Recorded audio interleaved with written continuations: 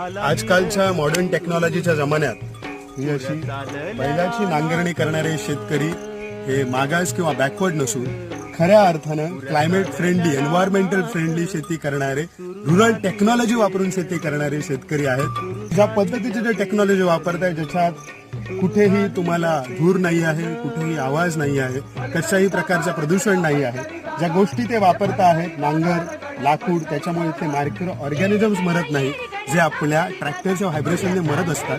Tractor चालवत असताना जर त्याच्यातलं ऑइल किंवा पेट्रोल लीक झालं तर ते जमिनीतले ऑर्गॅनिझम्स मारून टाकेल. पण जर या बैलांचं शेण किंवा गोमूत्र जमिनीत पडलं तर तेही जमिनीला खत म्हणून मिळतं. ते 2 बैलांना वर्षभर पोसतात फक्त 2 महिन्याच्या भात शेतीसाठी.